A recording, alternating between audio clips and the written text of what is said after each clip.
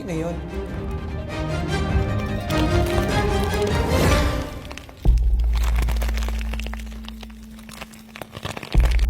Excuse me, kausap ka ba? First day pa lang ng school, may kupal na agad ah. Sino ka ba? Ako ma, dahil mo na lang sa mga bashers. Wala yan. Banggain mo na lang ng karumba mo yung e-bike niya para manahimik yan. Ang sabi ko, hindi ka mukhang kaplan para sa akin. Siyempre, opinion mo yan. Masama talaga ako dyan. Alam ka naman ikaw ang kaplan. Tignan mo kaya itsura mo, oh. Staff ka ba sa munisipyo? Ha? Pasalamat ka, time na. Kilalanin mo binabangga mo, ha? Girls, tara na. Anong ulam sa kantin?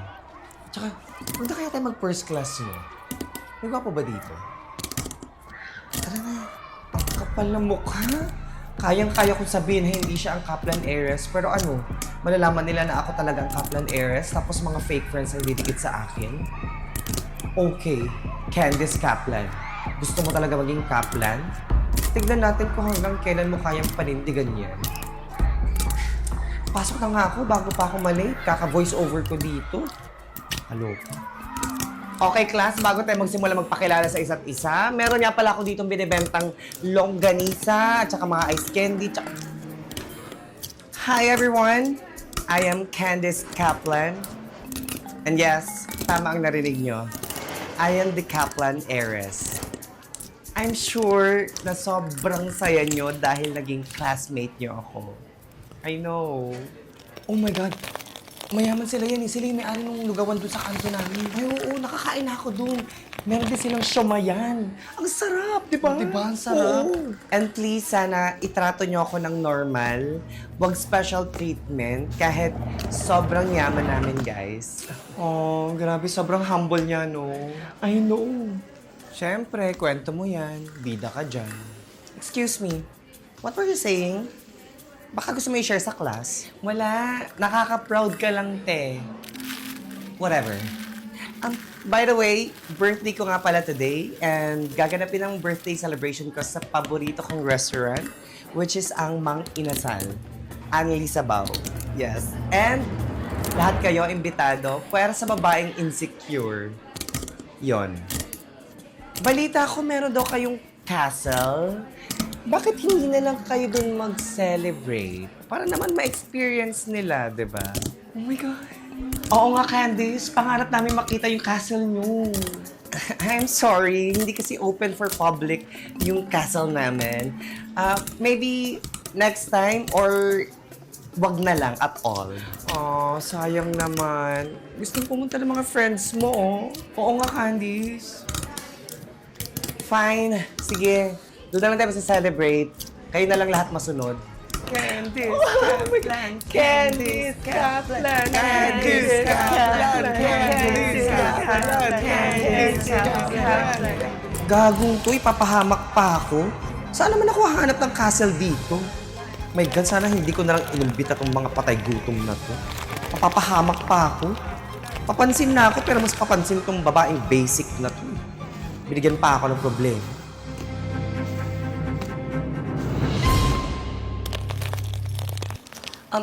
Excuse me, tatawag lang ako sa bahay. Magpapaset-up lang ako. Samahan niyo ako, te. Dali. Ba't sila nagsialisan? Break time na ba? Ay, meron nga pala akong longganisa dito tsaka ice candy ha. Baka gusto niyo. Pandagdag grades. Mauna na kayo sa kantin, susunod ako doon. Tignan niyo kung anong ulam ha. Sagutin mo, sagutin mo. Sagutin mo itong tawag ko. Hello? Hello, Nak? Hello? Hello? Ma? Hello? Ma, anong ulam? Ha? Hello, Ma. Di ba birthday ko ngayon? Ang gusto ko, mag-setup ka dyan sa bahay ng mga kaplan kung saan ka nagtatrabaho dahil dyan ako magse-celebrate, ha? Ano? Bakit? Basta, gusto ko pasabog. Anak, hindi natin to bahay. Ma, hindi ko naman inaangkin yung bahay ng mga kaplan, no? Ang gusto ko lang ipa-experience mo sa akin yung birthday party dyan. Naiintindihan mo ba? Sige, gagawa ko nila ng paraan. Gandahan mo, ha? Huwag mo rin pala kakalimutan isatap yung castle, ha? Ayoko mapahiya sa mga kaklase ko. Sige na, bye.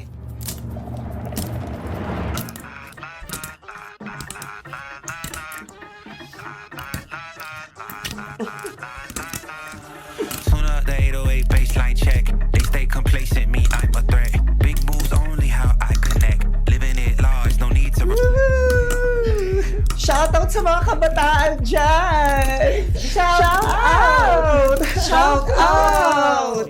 Grabe, Candice, sobrang ganda ng party mo. Para tayo nasa fine dining restaurant. Kaya huwag yung dadalhin dito yung pagka-squatter nyo, ha? Parang yung Hailey.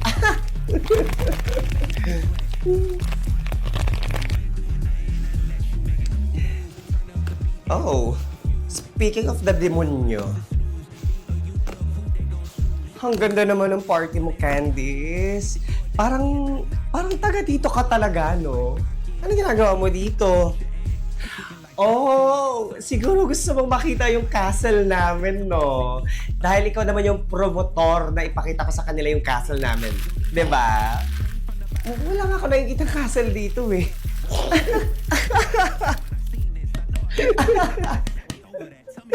Guys, wala raw yung castle namin dito, sabi ni Hailey. Ayun, no?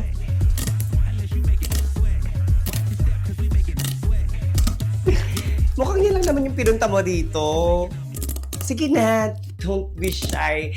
Magpa-picture ka na doon sa castle namin para naman ma-experience mo makarating ng Boracay. Akala mo, papahiya mo ako sa kanila, no? Hindi mo kasi ginagamit yung utak mo. Ako sa'yo, benta mo na yung utak mo. Post mo sa TikTok, lagay mo sa yellow basket. Ganon.